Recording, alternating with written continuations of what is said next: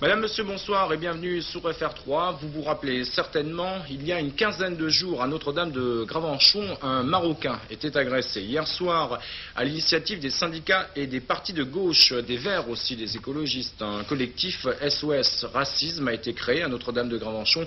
Thierry Pacou. Nous en avons assez de la violence. Pas un jour sans qu'un immigré, un étranger, un basané, un juif ne soit victime de manifestations violentes d'intolérance. Ici même, à Notre-Dame de Gravenchon, le 13 février dernier, 4 jeunes lycéens laissés pour morts sur le trottoir, un immigré marocain de 45 ans, une agression raciste à l'état pur. Quelques centaines de personnes ont fait hier soir l'effort de la condamner publiquement, comme d'ailleurs toutes les autres formes de racisme qui peuvent s'exprimer. Un rassemblement qui était aussi l'occasion de créer un collectif SOS Racisme, une association pas comme les autres qui ne repose que sur l'engagement antiraciste individuel.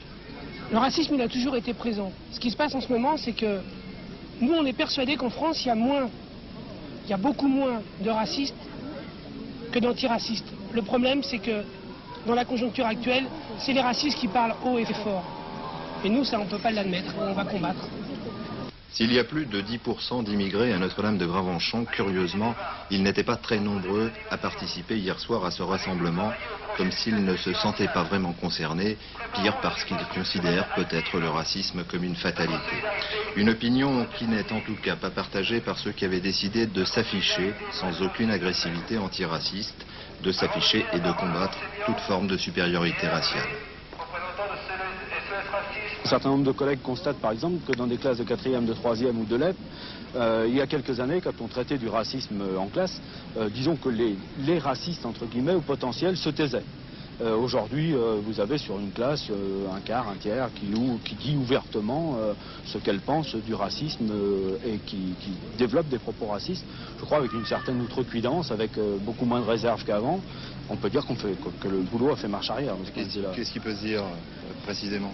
Ce qui peut se dire, je crois qu'il faut expliquer l'essentiel, c'est de comprendre qu'on apprend par la différence. Hein, ça, je crois que c'est fondamental. On n'explique pas à un gamin que c'est bien ou que c'est mal parce qu'il ne faut pas le faire.